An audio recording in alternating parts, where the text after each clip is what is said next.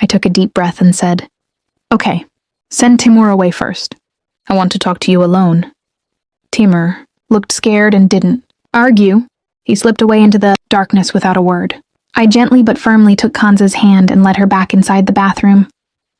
"What you were doing to her," I said quietly. "I want you to do the same to me now.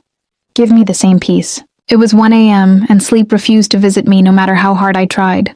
I lay in bed staring at the ceiling, my mind racing with worries about life, the shop, and everything else that keeps a quiet teenager awake. Finally, I couldn't take it anymore. I had to talk to someone who understood. My older sister had always been that person for me. Wise, caring, and someone I could open my heart to without fear. So I slipped out of my room as quietly as possible and went to hers, hoping for a peaceful conversation late into the night. A soft night lamp cast a faint glow as I stepped into her room. My younger sisters were fast asleep and breathing in their beds, but my older sister's bed was empty. A wave of confusion hit me.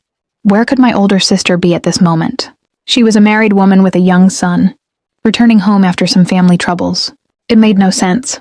I felt a knot in my stomach and stepped outside into the open courtyard. Our bathroom was built like the houses in the village far away. As I got closer, faint whispers floated in the night air. I froze. One voice was definitely my older sister's, urgent and low. "Hurry up, or someone might come." A man's voice answered softly. It was 1 a.m. "Who's coming now?" "Don't worry, just let me finish in peace." My heart started pounding. I moved closer and looked for a small opening.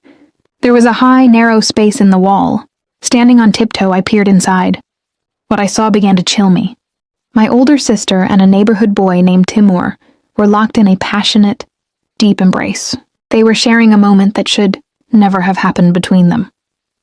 Something private and physical that clearly went far beyond friendship. Timur was giving her the intimacy that only happens in marriage. Anger rose up in me like fire. How long had this been going on under our roof? I felt betrayed, worried, and completely at a loss for what to do next. Then an idea came to my mind. I went back to the main bathroom door and spoke loudly enough for them to hear, but not wake the house. "Kanza, I know you're in there, and I know someone is with you. I know exactly what you two are doing. It's in your best interest to open the door quietly. No shouting, no noise. Think of the family." From inside came her shaky reply. "Brother, you're getting it all wrong."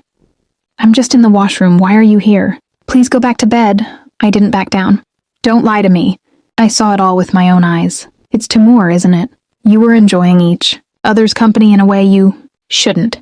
Open the door now, or I'll wake Mom and Dad right away." There was a long pause. Then she whispered, "Okay, brother. Don't call anyone, I'm opening." The door opened slowly. Timur tried to slip past me, but I blocked his path. "Timur, don't you dare move. Stay where you are." Kanza stood there trembling, her face pale in the dim light.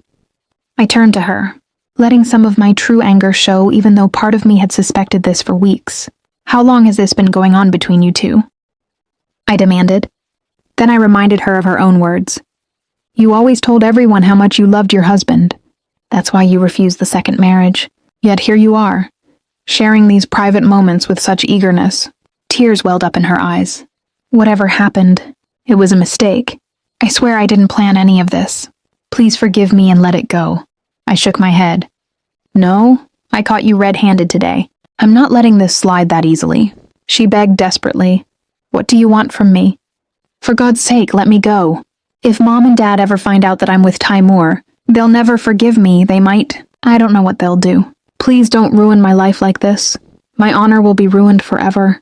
I took a deep breath and said, "Okay, send Timur first. I want to talk to you alone." Timur looked scared and didn't argue. He slipped away into the darkness without a word. I gently but firmly took Kanza's hand and led her back inside the bathroom. "What you were doing to her," I said quietly. "I want you to do the same to me now. Give me the same peace." She backed away in shock. "No, brother. I can't. It's impossible. You're my little brother." My mind was clouded by disappointment and the events of the night. "I said I'm your half-brother, remember? And you don't have a choice. Either you do it, or I'll wake up Mom and Dad right now." She begged again.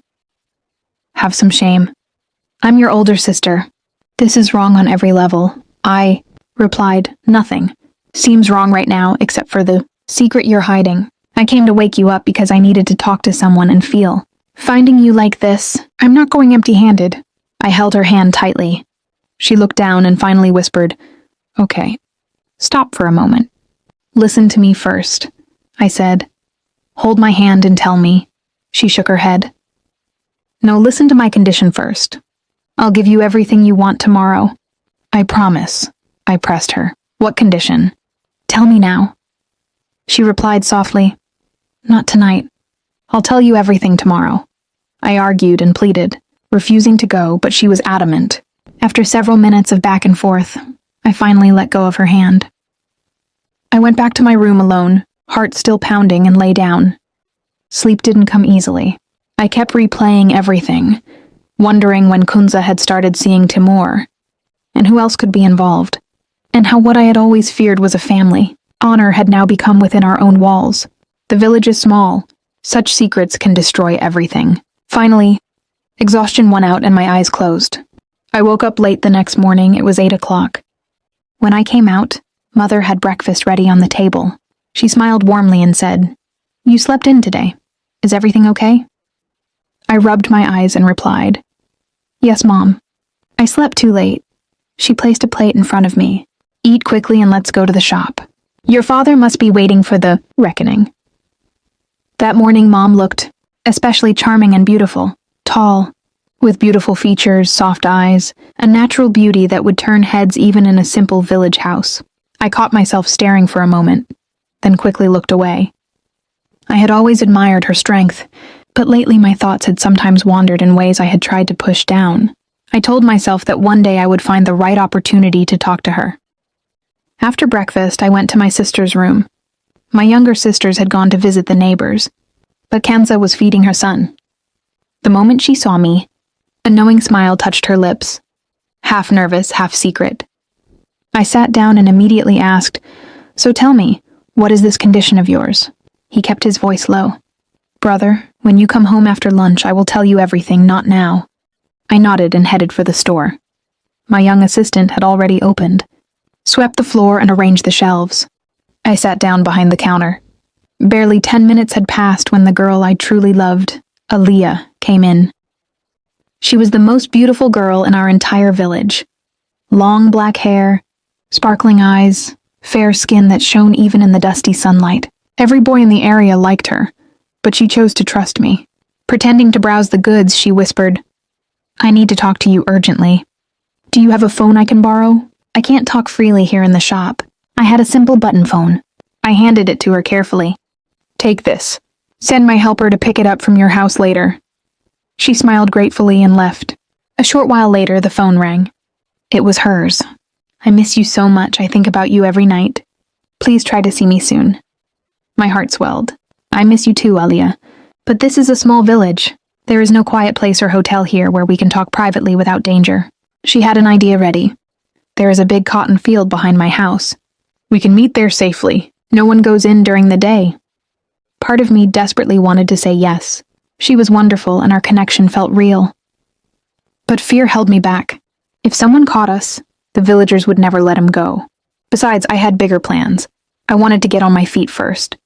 My small grocery shop barely covered the household expenses. I said softly, "Aliyah, I haven't earned enough to properly support a family yet. Once I'm stable, I promise I'll talk to my parents and send a formal proposal. I want to keep you with me for the rest of my life. I won't leave you alone when I work away." She looked emotional. "I'm willing to wait.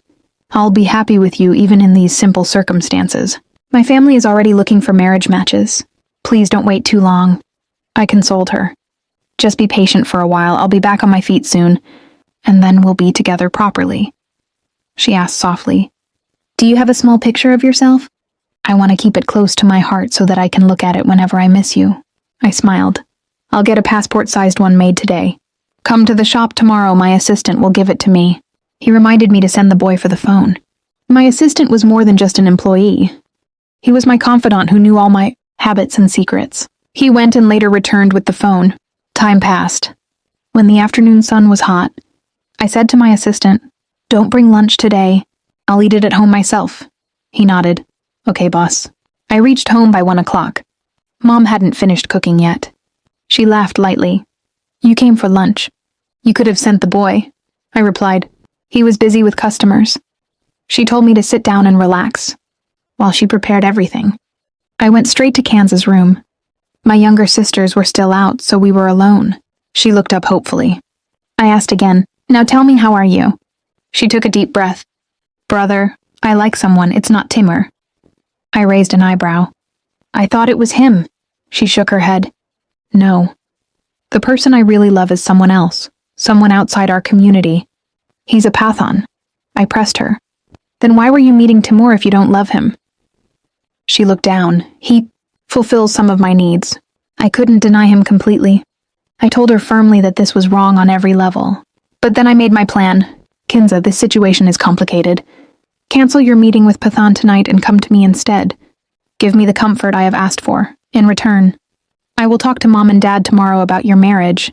I will carefully guide the conversation so that they agree with Pathan without knowing the whole truth. I will make it right. Her eyes widened with hope. If you really do this for me, I will give you everything you want for the rest of my life. I nodded. Okay, come to my room tonight at 1 o'clock. Stay 15 or 20 minutes, then if necessary, you can meet him after that. She agreed quietly. Okay, 1 o'clock. Just then, Mom went inside to cook lunch and the conversation ended. The rest of the day was spent in a blur of thoughts about Kanza's secret, about Alia's beautiful smile, about the promise I had made, and about the complicated path my life had suddenly taken. Then I went to Kanza's room at 1 in the morning. Kanza reminded me that I am not your real sister. Today, if I want, I can play a cricket match with you. Then we won the toss. Then I started batting. I hit a lot of 6s and 4s. Kanza felt very relieved. She said that you play better than Timur. I did not know that. Now I want to play matches with you always, but as long as I am here, we will play matches every day. Then a few days later, I talked to Mommy and Daddy about Kanza and planned her marriage. And I talked to the Pathan whom Kanza loved and then got him married. And now I am also married and we are very happy in our lives. Whenever we remember that time, we laugh about how that time was. Dear friends, how did you like today's story? Be sure to tell us in the comments. Like, share the video, and subscribe to the channel. See you in the next video. Take care of yourself. Goodbye.